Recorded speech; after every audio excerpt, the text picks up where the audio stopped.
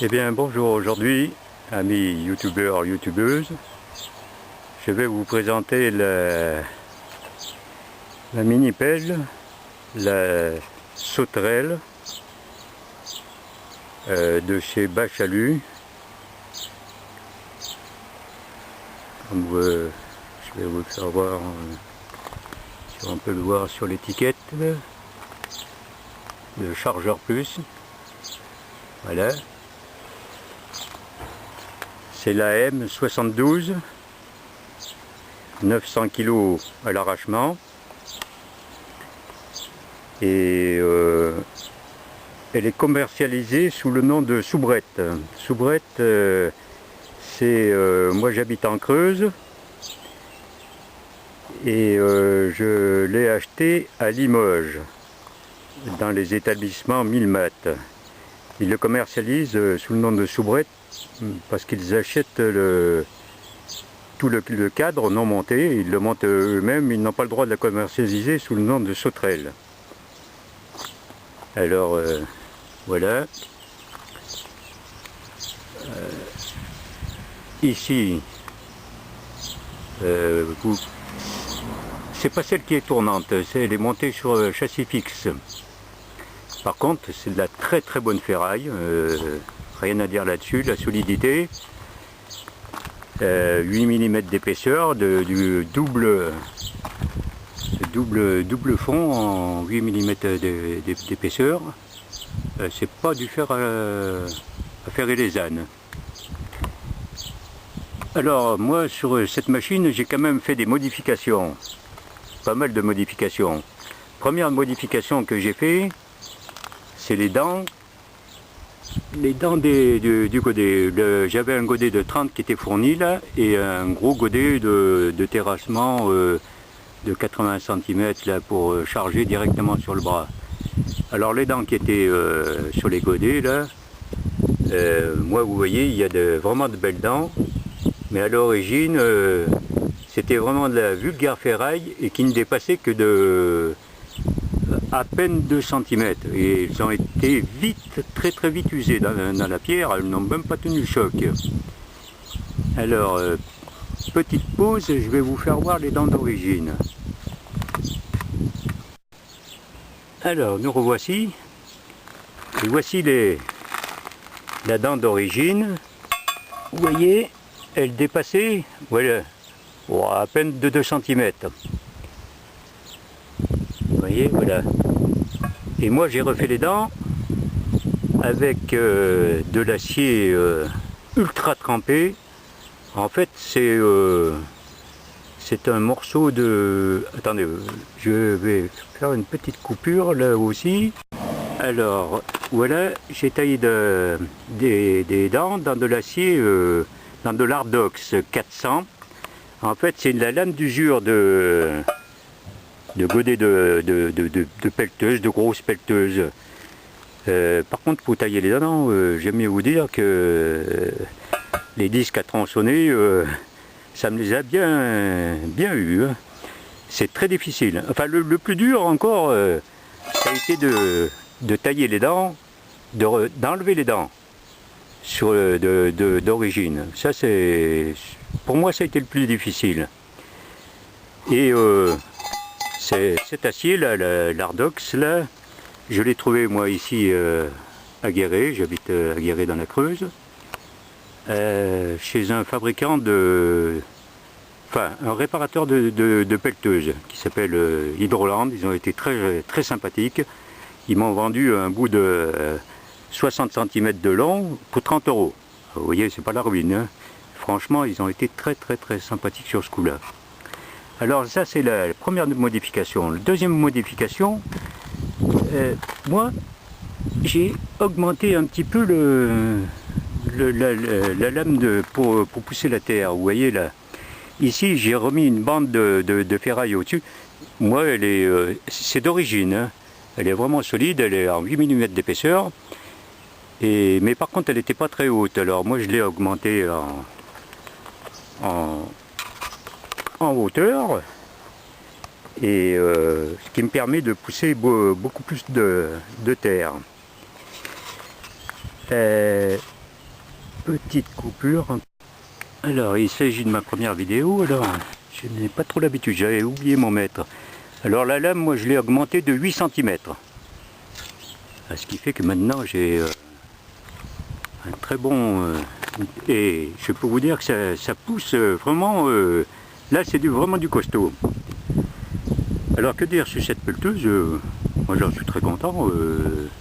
Ça fait son travail, mais vous attendez pas à déraciner un chêne qui a 100 ans avec, hein, bien sûr. Mais pour faire des tranchées, des petits travaux, c'est vraiment l'idéal. Pas mal de... Alors, une autre modification que j'ai fait, parce que moi, je suis pas très grand, je mesure 1,63 m, je me suis fait des marchepieds. Alors simplement avec, vous voyez, de la ferraille plate, du fer plat. J'ai percé les tôles ici, taraudé, et c'est du fer plat de 50 mm. Ça c'est de la tôle alu que j'ai trouvé au rayon bricolage, qui est vendue en 50 cm de longueur. Non, c'était 1 mètre de longueur. Par 20 cm de largeur. J'ai pu tailler mes deux marchepieds. Alors voilà une des autres modifications. Une autre grosse modification que j'ai fait, c'est l'arrière de la pelleteuse. Elles sont à la fois lourdes pour leur poids, mais enfin légères quand on pelte, quand on accroche dans la terre, c'est un peu léger, on a tendance à basculer à l'avant. Et pour beaucoup plus de confort, voilà ce que j'ai fait là. Moi, j'ai rallongé l'arrière avec du fer plat de 50 mm. Ici, je ne sais pas si on voit bien, ici c'est déportable. Vous voyez, il y a un écrou papillon là, on peut rallonger. Là il est au maximum. Mais quand on veut la charger dans la remorque, on réduit la largeur, on le repousse à l'intérieur là. Il suffit de dévisser les papillons. Vous voyez les fixations là, voilà, c'est simplement un bout de fer plat avec deux boulons, une petite entretoise dessous. Deux boulons pour tenir. Et on repousse le tout. Ce qui fait que ça ne gêne pas, ça ne dépasse pas du moteur après. Et là, à l'arrière, j'accroche un bac en ferraille que j'ai fabriqué. Alors, voilà, je vais essayer de vous présenter le bac là. Ici, on l'accroche. Ici, il y a des pattes. Il y a des pattes coudées, simplement, qui ont été soudées là. Et je l'accroche ici. Comme ça. J'ai deux clavettes qui viennent derrière pour la sécurité, pour pas que ça se sauve. Voilà. Voilà. En fait, voici le bac accroché. Tout à l'heure, je l'avais accroché en haut. C'est en bas qui s'accroche. Voilà, les clavettes là, ici, pour la sécurité, simplement. Pour tenir, vous voyez, juste pour pas qu'il sauve à l'arrière, ou des fois, si ça saute, si ça saute pour une raison ou pour une autre, ici, ça ne peut pas ressortir. Alors là, ce bac là, il est fait avec du fer qui mesure 1 cm, un peu plus d'1 cm d'épaisseur. Si vous avez quelque part chez vous un agriculteur qui possède des bandages de roues, c'est des bandages de roues de charrette. Rien que par lui-même, le bac à vide déjà, il fait 30 kg. Alors, vous voyez déjà, ça met pas mal de poids. Alors, une question a été posée par certains qui possédaient des mini-pelleteuses comme ça. Quel poids est-ce qu'on doit mettre derrière, à l'arrière? Eh bien moi je mets 50 kg et 50 kg c'est suffisant. et on a un confort, c'est vraiment l'idéal. Le confort à porter avec les 50 kg, il n'y a aucun souci. Cette pétule était fournie aussi avec des chenilles, c'était pas les chenilles d'origine, c'est les plus larges. Elle a été montée avec des chenilles de 18 cm de largeur. Alors voici, vous voyez, elles font 18 cm de largeur et c'est vraiment du costaud. Je n'ai aucun souci sur ça. Autre modification que j'ai fait dès le départ, simplement pour tenir les tuyaux, là vous voyez, là ici, là ces tuyaux là, parce qu'ils ont porté sur le vérin ici, ils se sont coincés dans le vérin et j'ai failli bien les bousiller. D'ailleurs j'ai esquinté un peu les tuyaux. Alors voilà, j'ai simplement fait une patte en ferraille de l'autre côté avec un morceau d'élastique qui me le tient en hauteur. Bon là j'avais mis simplement un cache, vous voyez c'est le cache d'une boule d'attelage de voiture, mais bon il n'y en a plus besoin, maintenant il y a ça. Et j'en ai même remis un ici là pour tenir ici. Faut pas que ça vienne cogner dans la ferraille. Parce que ça c'était un petit peu... Bon c'est pour défaire le bras quand on veut mettre le gros godet chargeur. On enlève le premier bras et on le fixe ici. C'est pour ça que c'est démontable là. Voilà, parmi toutes les modifications. Déjà les plus importantes, mais il y en a encore une beaucoup plus importante, une modification. Je vais vous la faire voir tout de suite. En fait, voilà, la modification que j'ai fait, j'ai changé les deux vérins ici sur le balancier et ici ce vérin là qui à l'origine fait le tube, le gros tube là, que l'on voit ici là, ce gros tube là, à l'origine il fait 50, voilà, 50 mm et la tige fait 25 mm.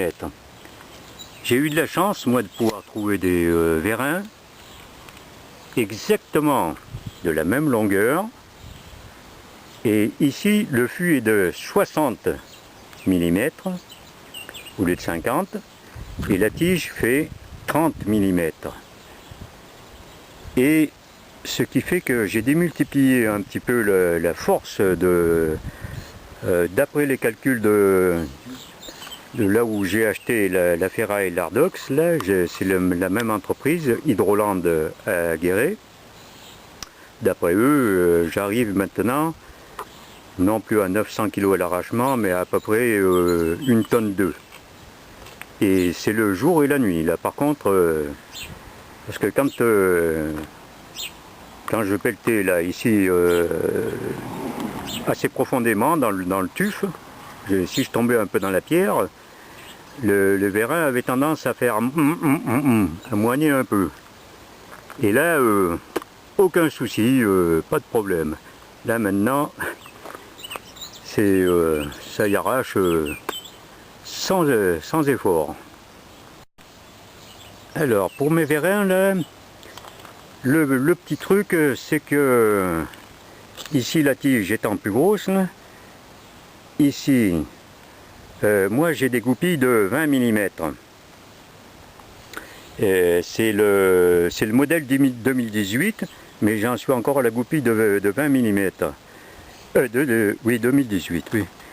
Et la goupille de 20 mm. Et là, c'est pour recevoir des 25 mm. Alors j'ai simplement mis un tube, vous voyez, un simple tube dedans qui me sert d'entretoise. Alors bien sûr, quand ça tombe pas juste, faites comme moi. Vous coupez dans le sens de la longueur, vous le rétrécissez et puis vous ressoudez. Voilà. Et c'est simplement, vous adaptez votre tube à la grosseur du trou, c'est tout. Voilà. Et alors, autre fabrication. Là, ce ne sont plus des modifications, c'est la fabrication d'un godet. Un godet de 19 cm. 19 cm. Vous voyez, vous pouvez constater que c'est du fer de récupération, de la tôle de récupération, trouvée chez des ferrailleurs, pour pas trop cher. Mais un bon conseil, achetez-le en pièces détachées si vous n'êtes pas trop doué en soudure ou en mécanique et tout. C'est très difficile à fabriquer. Et ça m'a pas coûté très cher, mais le fer là ici pour faire les joues, c'est pas donné, c'est assez cher. Bon, ça m'a coûté moins cher que de l'acheter, mais quand même. Alors là, ici j'ai un godet de 19 et un autre tout petit, un godet de 15 cm pour faire dans les tranchées, les petites tranchées. Alors là, vous voyez, je n'ai pas de joue, mais je vais vous expliquer. Après, ici, j'ai ce qu'on appelle une dent ripper, pour creuser dans la pierre ou dans le tuf très dur. Vous voyez, une dent ripper. Et ici, une dent pour couper les racines des arbres. Vous voyez, ça vient comme ça, pour trancher les racines des arbres. Fait avec du fer plat, du fer acéré quand même, hein, c'est du bon acier. Voilà. C'est fait avec deux morceaux d'acier. Un morceau d'acier de cette largeur, un autre morceau d'acier derrière, plus épais. Voilà. Et là, je vais vous faire voir. En fait, ce que j'ai fait, ici, le godet, la dent ripper et l'autre dent là, de décrotage. Voilà, je me suis fait une joue démontable. En fait, cette partie se démonte. Je vais vous la démonter. Je vais vous faire voir une petite coupe. Alors, nous voilà. Ici, vous voyez là, la platine ici, elle est fixée par 4 boulons. 4 boulons qui se trouvent ici. C'est assez lourd à manipuler. Simplement là, je ne sais pas si je vais y arriver à vous le faire voir. Hein. Voilà, ici. Un boulon, voilà, là, et à l'intérieur 2 autres boulons, là, voilà, et une fois démonté, cette platine, voilà ce que ça donne. Alors, voilà, ici on peut monter l'autre godet. Il suffit de... Alors, sur l'autre godet, je dévisse l'écrou. Les écrous, enfin il y en a 4 écrous. Voilà.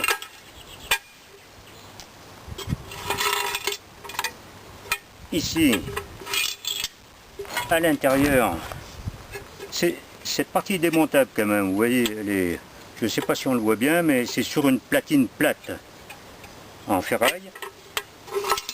Et ici, je peux fixer ma platine comme ça. Voilà.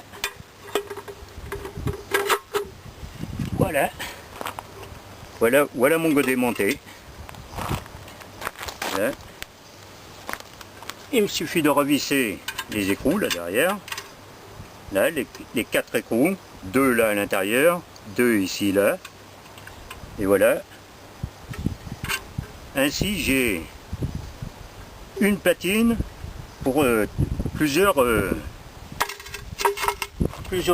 choses qui peuvent me servir pour la dent.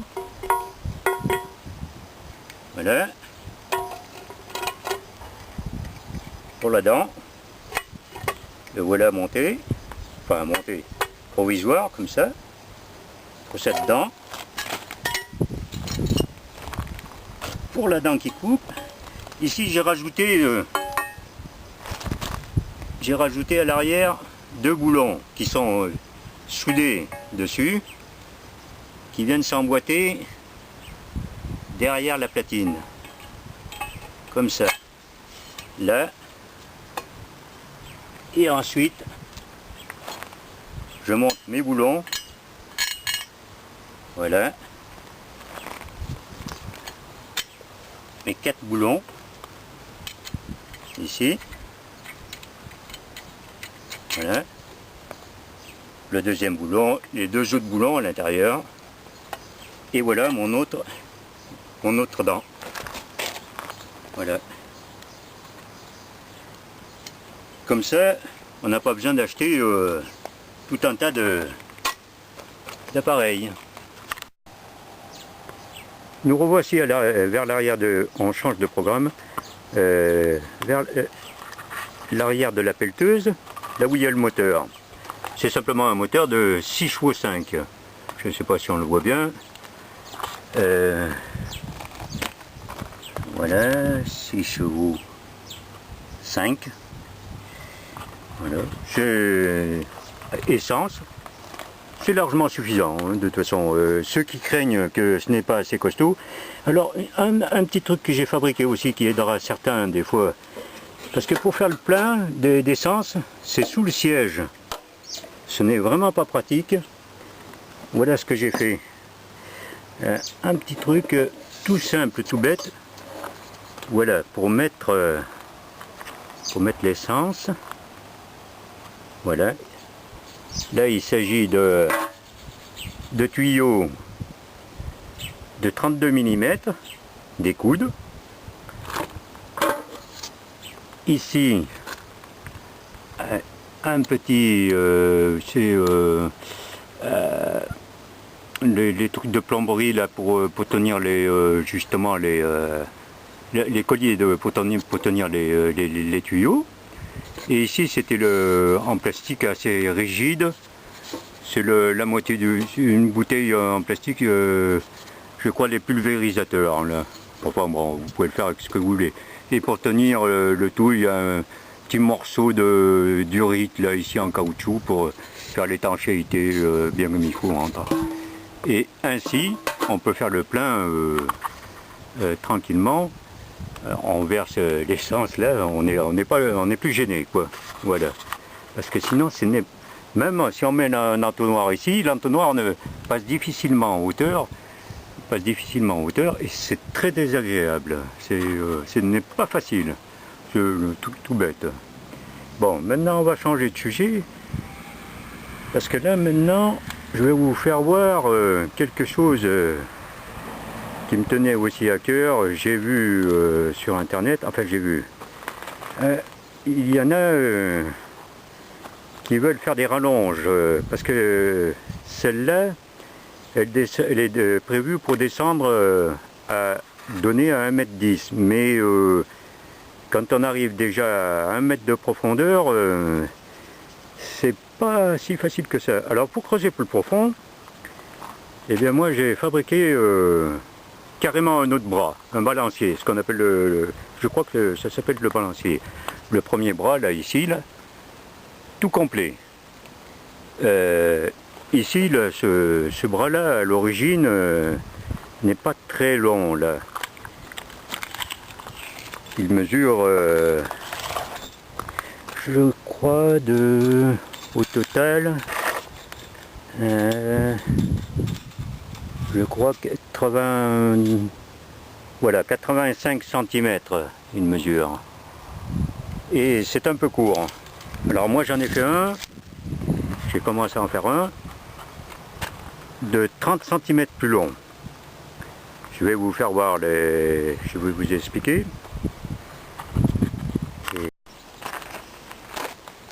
Alors, nous revoilà. Alors,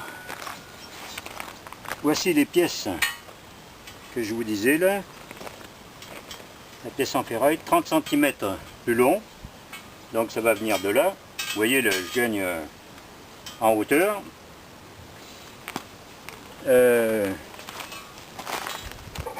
Voilà. Ceci a été réalisé avec du fer plat de 10 cm de largeur par 8 mm d'épaisseur. Alors comme vous pouvez le voir, c'est fait en 3 morceaux. Vous voyez, 10 cm. Bon, je ne me prends pas dans le bon sens. 10 cm de largeur, voilà. Et donc ça va me faire la rallonge du bras. La rallonge fera 30 cm de plus. Alors pour ici, vous voyez la goupille tombe là, l'autre goupille tombe là, et ici pour le vérin, donc le vérin va se trouver ici. D'ici, ici, le vérin. Petite coupure. Voilà, en fait je suis tout seul pour filmer, ce n'est pas très facile. Alors je me suis fait un gabarit. Voilà, je me suis fait un gabarit de la grandeur du bras. En fait. Voilà. Et il suffit de le déplacer pour voir la longueur du bras. Alors voilà le nouveau bras là que j'ai fabriqué ici. Donc il vient comme ça. Voilà. Il fait 30 cm plus long au total. Alors pour connaître la position de... Voilà.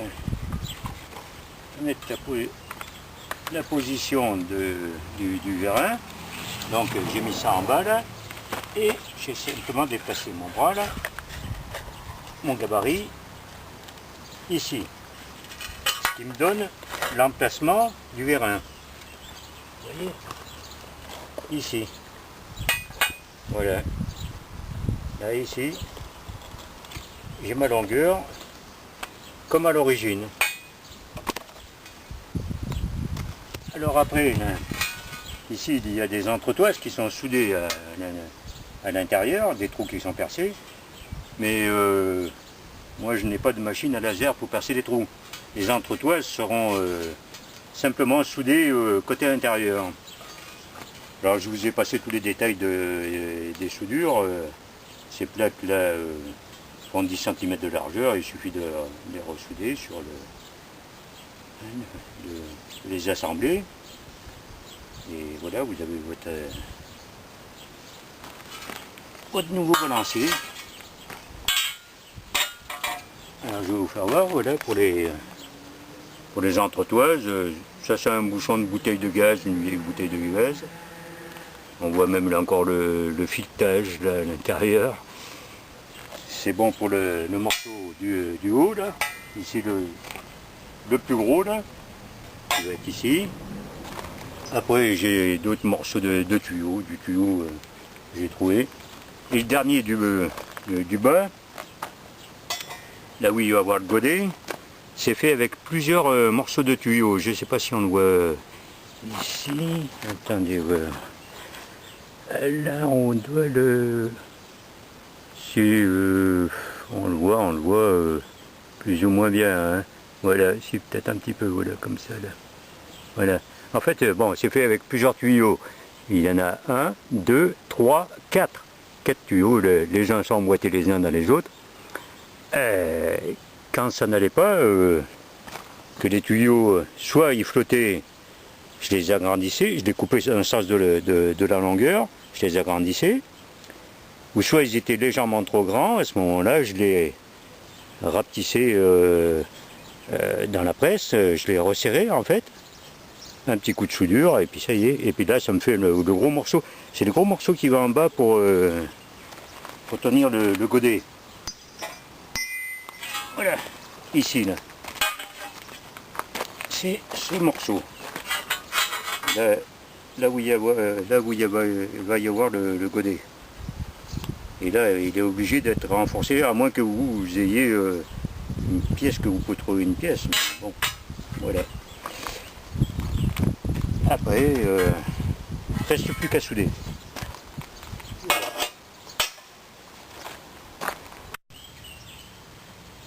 Oui, alors, une chose importante que j'ai oublié de préciser là, pour couper le fer plat là, ici là, au départ c'est du fer comme ça qui arrive, qui est rectangulaire. Pour faire les découpes, moi je me sers d'une petite tronçonneuse. Vous voyez, elle n'est pas très grande, 1000 watts. Au lieu de prendre la grosse tronçonneuse avec les disques de 230 mm, déjà elle est beaucoup moins lourde, et je me sers de disques ultra fins. Vous voyez, c'est des disques de 125, mais ultra fins. C'est les plus fins qui existent sur le marché. Alors nous, ici, dans ma ville, on a de la chance. Il y a un magasin Action qui s'est ouvert. Et les 12 disques comme ça, là, ça vaut 4 €. Et au début, moi, j'avais taillé avec l'acier, là, c'est de l'acier qui fait 8 mm d'épaisseur, avec des disques à tronçonner, avec la grosse tronçonneuse de 230 mm. Mais c'est très dur à tronçonner. Et finalement, ça, avec les tout petits disques ultra fins, là, ça se taille très facilement. Contrairement à ce qu'on pourrait penser, c'est une petite précision. Alors, une autre précision aussi très importante. Pour percer les trous des axes, les deux joues, vous réunissez les deux joues l'une à l'autre. Et moi, ce que j'ai fait, pour être sûr que ça tombe bien en face, j'ai fait des points de soudure. Un ici, 4 points de soudure. Provisoire, bien sûr. Un ici, un là, un au bout, un à l'autre bout. Et ainsi, mes deux plaques d'acier étaient parfaitement bien tenues. Et donc, mes trous, j'étais sûr de pouvoir faire mes trous bien parallèles, bien comme il faut, quoi. Voilà, c'était une petite précision que je voulais apporter, parce que si on les perce un par un, on n'est pas sûr de tomber. Celui-là pourrait tomber à côté, l'autre à côté, l'autre à côté. Au moins, on est sûr de tomber bon comme il faut. Voilà. Alors, parmi tous les godets que j'ai fabriqués, j'en ai fabriqué un de 60 cm. Le soleil commence à tourner là. Bon, je vais essayer de vous le déplacer. Voilà. Toujours avec de la tôle de récupération. Voyez. Alors pour percer les trous, le plus dur c'est aussi de percer les trous de 20 mm là. Dans les deux ailes là, qui tiennent le godet. Pour ça, j'ai acheté une mèche de 20 mm Brico Dépôt. La mèche, rien à dire, mais il a fallu aussi que j'achète une perceuse. J'ai pris aussi la perceuse de Brico Dépôt. Alors voici la bête là. C'est la marque Titan. Je crois que oui, le moteur c'est 700 watts. C'est une 700 watts. C'est, disons, juste assez costaud. Et voici la fameuse mèche 20 mm. Ah, par contre, c'est pas donné, hein. Une mèche comme ça, je crois que c'est 25 € la mèche. Mais bon, on arrive à percer les trous en faisant plusieurs trous à plusieurs dimensions. Par contre, je vous conseille d'utiliser du lubrifiant. Moi, ce que j'ai utilisé pour percer, c'est de la WD-40. Voilà, de WD-40, c'est de l'huile de coupe. Acheté en... Vous pouvez trouver ça chez Monsieur Bricolage, ou un peu n'importe où, quoi. Parce que sinon, vous percez de la tôle qui fait 8 mm d'épaisseur, c'est un peu raide. Alors, au passage, cette machine-là, bon, ça fait son travail, c'est pas trop mal, mais alors ça tourne rond comme une patate, hein.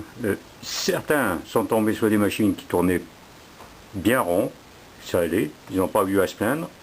Moi, la mienne, je vous dis, elle tourne rond comme une patate. Enfin bon, ça n'a pas besoin d'une précision au dixième de millimètre, hein, c'est simplement pour tenir les goupilles. Alors voilà, c'était un petit clin d'œil au passage. Oui, voilà. Une petite chose que j'ai oublié de vous préciser tout à l'heure dans la vidéo, quand je vous ai dit précédemment que j'avais changé ce vérin là, et le vérin du balancier ici là, certains pourront se poser la question du prix. Les deux vérins m'ont coûté 282 € toute taxe. Certains vont dire c'est pas donné, même moi je me suis dit c'est pas donné. Mais comme je vous l'avais dit dans la vidéo, c'est le jour et la nuit, hein. Ça vaut la dépense. Et ne vous inquiétez pas, si vous les changez, vous ne serez pas déçus. Et ce vérin là, vous voyez, le corps est de 60 mm, c'est le même vérin que celui-ci du gros bras là, qui part d'en bas là. Celui-ci aussi il fait 60, le corps fait 60 mm et la tige fait 30 mm de grosseur. Donc il n'y a pas de problème. Ça. Après, faut pas forcer dessus comme un âne. Vous pouvez forcer sur la main du godet, sur le godet comme ça, bon, vous travaillez, mais vous ne forcez pas trop à l'arrachement non plus. Enfin, bon, de toute façon, vous n'allez pas tordre la ferraille, hein, quand même. Je ne pense pas. Moi, j'ai soulevé des rochers, je peux vous dire que j'en ai arraché quelques-uns qui étaient de belle taille. Ça, vous pouvez me croire sur parole. D'ailleurs, à ce point de vue, la petite pelleteuse, la sauterelle, là, on l'appelle la pelleteuse des retraités. Mais moi, j'en suis très très content. C'est vrai que ça remplace bien la pioche. C'est beaucoup moins fatigant de travailler avec les manettes qu'avec une pioche. Et vous voyez le modèle de 2018, bien sûr c'est des manettes avec en croix les avant, arrière, tout, ça marche, je ne sais plus comment on appelle ça, le modèle en croix, là, sur une seule manette. Ici là pour baisser la lame qui pousse. Voilà. Ici pour avancer ou reculer avec les chenilles. Ici pour le godet, fermé, ouvert. Et puis le bras à l'avant, à l'arrière, donc bien sûr. Voilà. Mais c'est une belle petite machine. Nous nous retrouverons après pour le bras. Quand le balancier là, je vais faire une fois que j'ai fini toutes les soudures là, on reprendra le sujet là-dessus. A tout à l'heure. Alors, nous voilà revenus après le soudage des entretoises. Voilà l'entretoise du bas. Une un peu plus haut. Et ici c'est le haut du bras. Alors vous pouvez constater qu'il y a des petites entretoises ici là qui font 13 mm. Elles sont à l'extérieur parce que le bras de la pelleteuse, l'autre bras va passer à l'intérieur. Et là c'est le contraire. Là les deux entretoises là qui reçoivent c'est les deux entretoises ici qui reçoivent le vérin du gros bras de la pelleteuse. Alors elles sont côté intérieur, là je les ai soudées côté intérieur. Pour faire ces entretoises, bon là c'est un truc, une entretoise que j'ai loupée là, je ne l'ai pas percé bien au milieu. Alors je vais vous faire voir comment tenir cette petite pièce là, parce que c'est pas facile à tenir dans la presse pour la percer. Justement là, c'est pour ça que je l'avais loupé celle-là, le trou n'est pas centré. Bon, c'est pas très grave, c'est que pour faire des entretoises. Mais enfin, autant y faire comme il faut. Je vais vous faire voir avec la perceuse à colonne comment les percer comme le mieux possible, quoi. Alors voilà, on se retrouve à la perceuse à colonne. Et voici ce que comment j'ai procédé. Ici, j'ai pris du fer carré de récupération, plein, bien sûr du fer carré plein. Alors, je l'ai coupé simplement de la dimension de l'étau là. Vous voyez, pour vous expliquer, j'ai pris un morceau de bois. Pour vous faire voir, j'ai fait une coupe à 45 degrés, vous voyez, sur mon morceau de ferraille, 45 degrés, là, comme ça, là, voilà. Une fois que c'est coupé, une fois que ça a été coupé le morceau de ferraille, j'ai retourné un morceau, comme ça, là, voilà, et j'ai soudé derrière du fer plat de la même épaisseur, moi c'est du carré de 20 mm, j'ai soudé un fer plat de 20 mm derrière pour me faire vous voyez, une cale comme ça. Alors voici ce que ça donne, hein. Voilà, c'est des cales comme ceci, voilà. Je ne sais pas si on voit la soudure derrière, on doit peut-être l'apercevoir. Ce qui fait que ça me fait des cales pour tenir mes entretoises. Alors voici les mâchoires mises en place.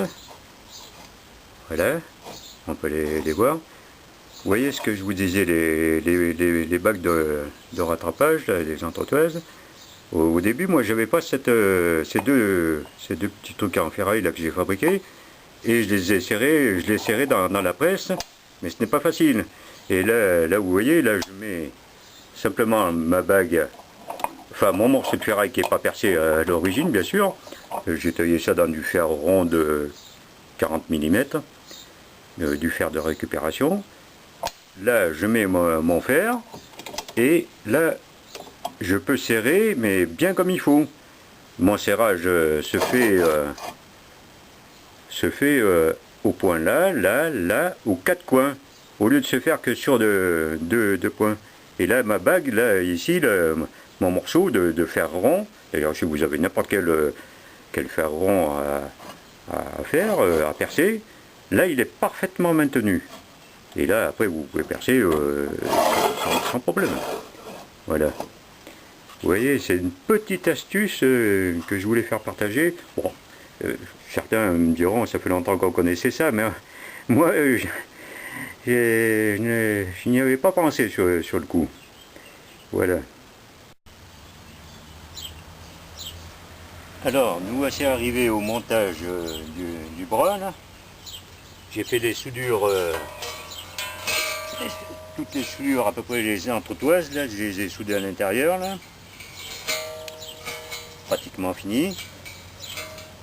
Alors voilà, par rapport à la longueur du bras d'origine, vous voyez que c'est beaucoup plus long quand même. On va procéder au démontage et on va voir si tout marche bien. Là, on a déplié ça. Là, j'avais préalablement enlevé les petites goupilles, certaines. Ça. Voilà. Là, on dépose le vérin. Là, j'ai mis des chiffons, c'est simplement pour protéger quand le vérin va tomber, que ça ne cogne pas sur la ferraille. Voilà.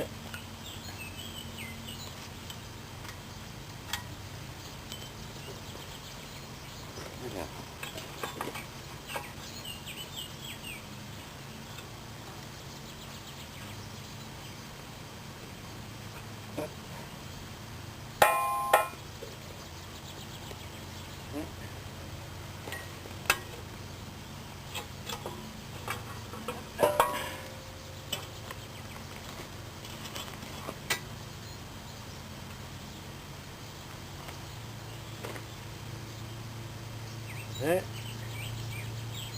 Bon, là par contre c'est un peu gras, il y a un peu de graisse.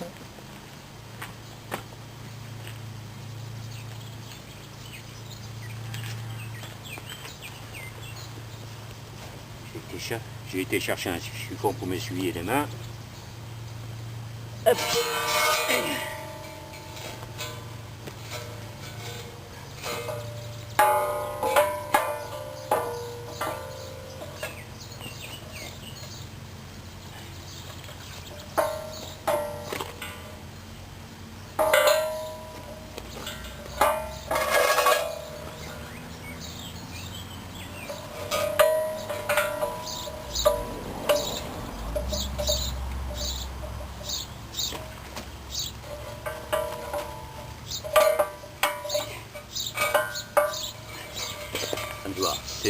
C'est un petit peu lourd.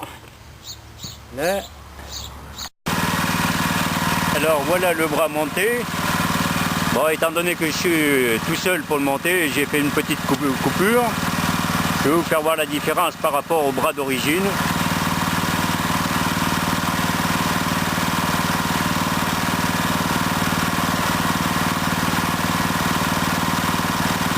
Voilà.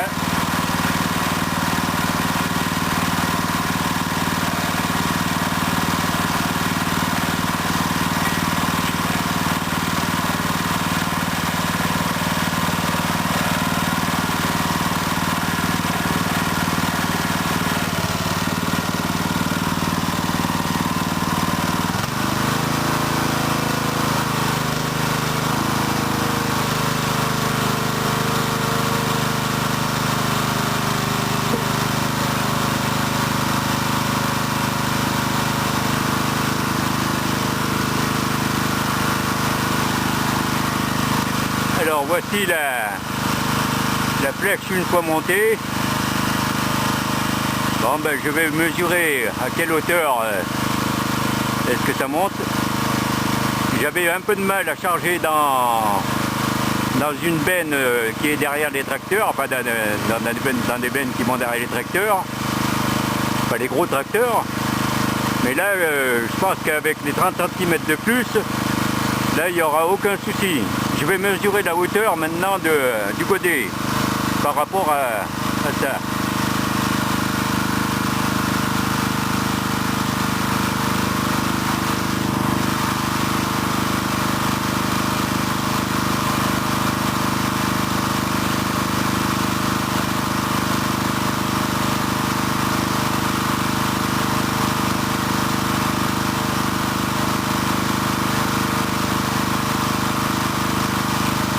Alors sous le godet, j'ai 2,20 m dessous le godet. Alors la longueur de la flèche par rapport à la lame de terrassement, je vais mesurer aussi.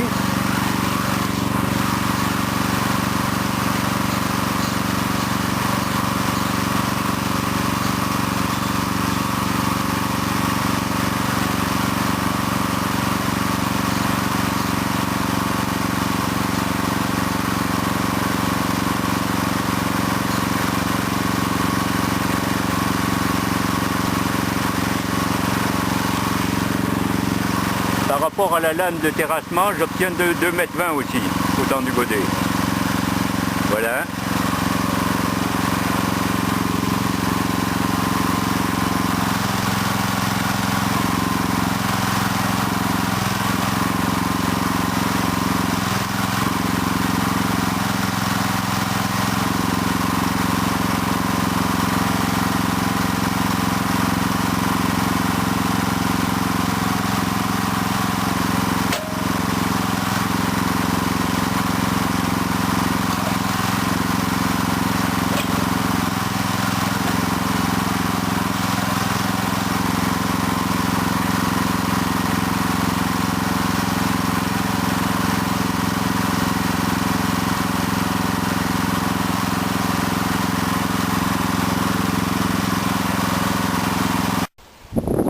Voilà, avant de terminer la vidéo, je voulais vous faire voir le bras passé en peinture. Ici, j'ai fait simplement de la peinture pour limiter les trous. En fait, c'est des petites fleurs.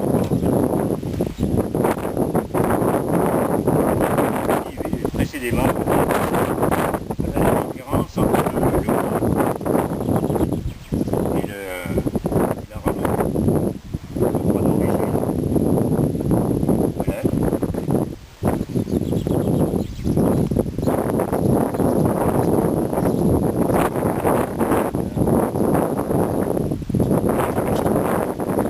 ramette. Voilà ce que ça donne.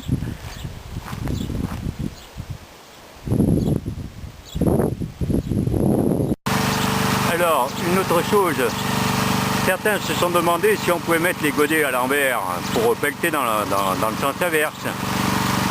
Parfaitement, on peut les mettre dans le sens inverse. Regardez.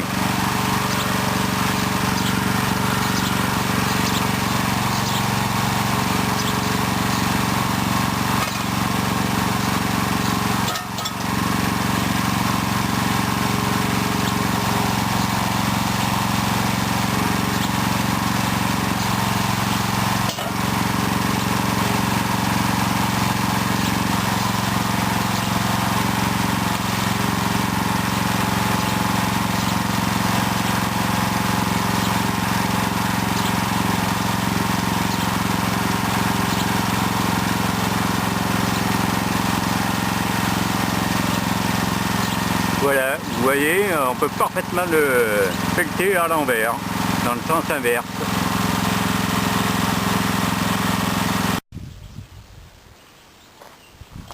Là, je vais vous faire voir comment on charge la pelleteuse dans la remorque. Voilà. Ici, je me suis fait une cale de 21 cm de hauteur. Oui, 21 cm de hauteur. Vous voyez que je mets sous la remorque. Là. Voilà.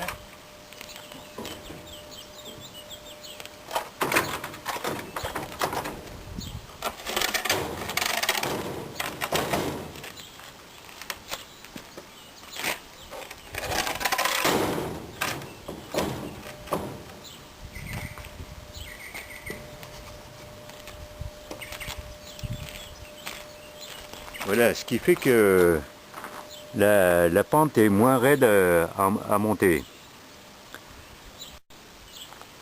Voilà, avec les rampes. Et à l'intérieur de ma remorque, je me suis fait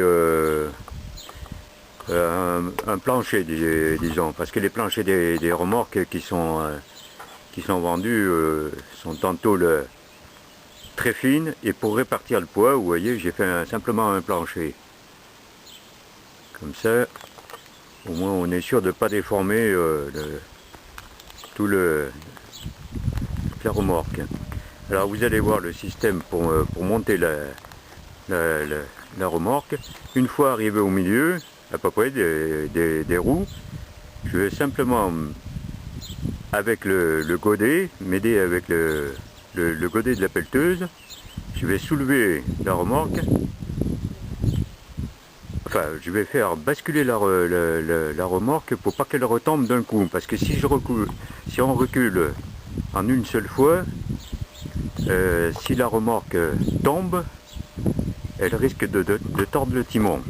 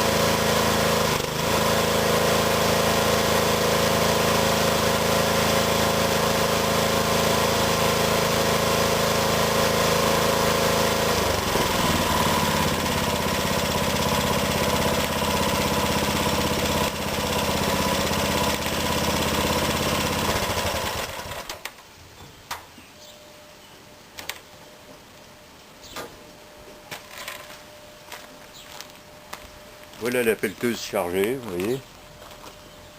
Et pour la décharger, on fera exactement la même chose, mais dans le sens inverse.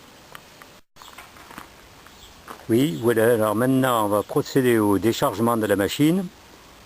Alors on procède dans le sens inverse. J'ai d'abord mis la cale d'abord sous la remorque. La cale de hauteur pour rattraper je la mets qu'elle ne sorte pas de la remorque. Juste à l'aplomb. J'ai préparé mes cales. J'enlève la goupille de ma remorque et ça va être bon. Voilà, là j'ai mis mes rampes derrière. En fait, je vais avancer avec la pelleteuse tout doucement jusqu'à ce qu'elle bascule, mais je vais me servir du godet pour me retenir, pour pas que ça bascule d'un seul coup.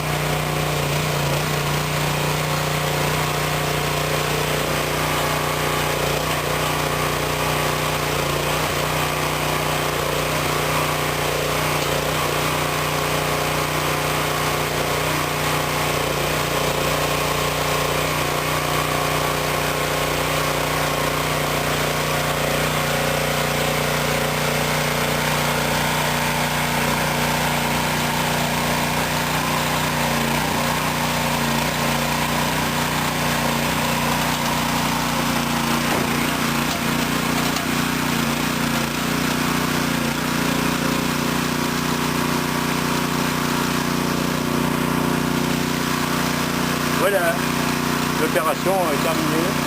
Alors ma remorque,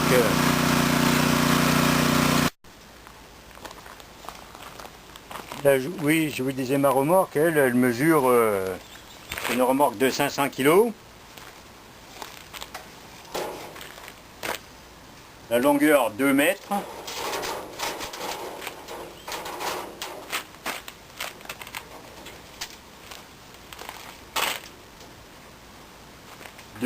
Par 115 de large.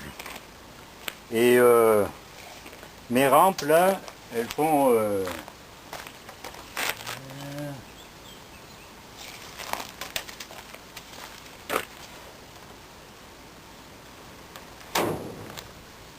1,90 m de longueur par 50 mm d'épaisseur. C'est des planches en chaîne de 50 mm d'épaisseur.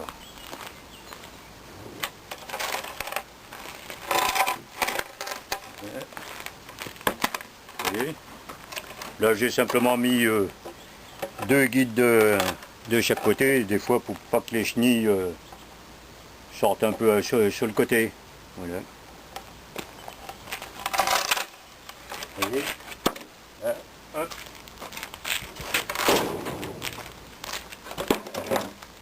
Et la remorque rebascule de l'autre côté toute seule. Oui, voilà, aussi je voulais vous dire 2 petits détails encore que j'ai fabriqué là-dessus pour sur la mini pelle là. Vous voyez sous l'aile, enfin l'aile, sur le côté là-bas, j'ai fait une boîte, une petite boîte à outils qui me sert pour mettre les clés, quelques goupilles de rechange, voilà. Je l'ai fixé là-bas dessous. Voilà, comme ça tient pas de place, ça ne me gêne pas. Et autre chose derrière la machine, voilà, je vais essayer de... Voilà, on le voit bien là. Ici, j'ai fixé un compteur d'heures. Comme ça, je pourrais savoir quand est-ce que je dois faire la vidange de mon moteur ou n'importe quoi. Ce compteur d'heures, là, je l'ai acheté chez un marchand de moto, de cycles, de moto. Et ça m'a coûté 25 €. Mais je crois que sur internet on les a même pour 12, 15 €, même, voire peut-être même moins cher. Alors il suffit il s'est fourni avec un câble, je crois à peu près d'1 mètre.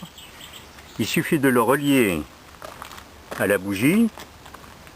Je vais vous faire voir la bougie. Voilà, oula, c'est chaud.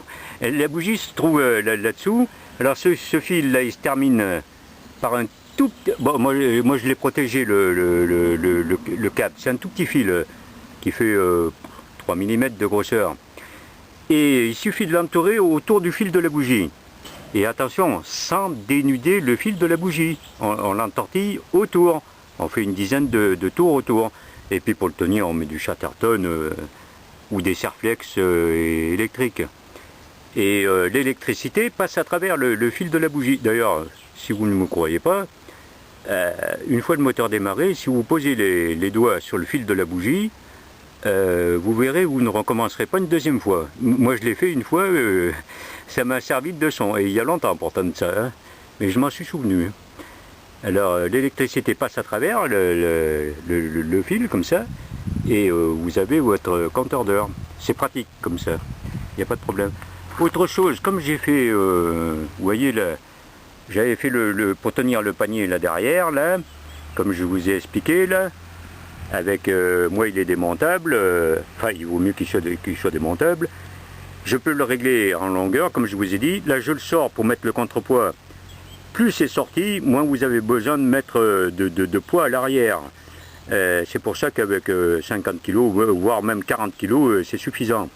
Par contre, vous pouvez très bien le mettre au ras du moteur, mais mettez-le, si vous le faites à peu près fixe ou s'il n'est pas démontable, mettez-le de façon à ce que ça ne sorte pas du moteur, parce que quand vous le chargerez dans une remorque, quand vous chargerez la pelleteuse dans une remorque, ça ne gênera pas à l'arrière. Moi, je l'ai simplement fait des portables, mais bon, c'est pour une... Et autre chose, là, pour démarrer la pelleteuse, moi c'était inversé, le truc c'était par là, mais ça me gênait. Si je le déporte pas, en fait la barre elle tombe pile en face, elle tombait pile en face du lanceur. Alors ce que j'ai fait, c'est vraiment ultra simple. Le lanceur, j'ai dévissé les 3 petites vis là qui se trouvent là, il y en a une là et deux autres à l'opposé. Il suffit de le dévisser et vous tournez tout votre lanceur. Et moi je l'ai tourné complètement de l'autre côté et là ça ne me gêne pas. Même si le panier là, ici, là, s'il est replié à fond, je peux démarrer la pelleteuse. Alors vous voyez là les écrous papillons, là aussi on voit celui du haut, là c'est le cadre du haut. Là ici il y a encore un écrou papillon, c'est des écrous de tondeuse à gazon que j'avais récupéré. Je ne sais pas si on le voit bien, on va peut-être le voir mieux de l'autre côté. Voilà. Dans le sens inverse, voilà, vous voyez, c'est des écrous papillons de tondeuse à gazon que j'ai récupéré. Alors, si on dévisse pour rentrer le cadre, ça rentre. J'ai coupé la ferraille de façon à ce que ça rentre d'une bonne dizaine de... non, ça doit être 15 cm à peu près, ça doit rentrer. Ce qui fait qu'après le porte-panier ne me gêne pas après. Alors c'est fait avec de la ferraille de 8 mm d'épaisseur.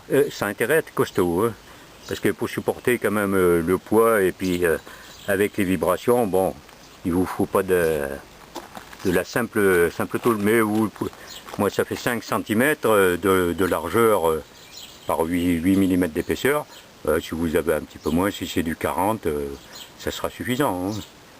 Hein. Ne vous inquiétez pas pour ça. Voilà, je pense qu'avoir fait le tour à peu près de ma machine et à peu près toutes les petites modifications que j'ai apportées. Alors, les amis, je vous dis à la prochaine peut-être pour un prochain tuto. J'essaierai d'être un peu plus précis, c'est ma première vidéo. Alors pour une première vidéo, j'ai certainement oublié des petites choses et tout. J'ai un peu bafouillé, je n'ai pas l'habitude. Voilà, allez, au revoir les amis. Voilà, c'était Papy la Bricole de La Creuse, 23 000 La Creuse. Au revoir.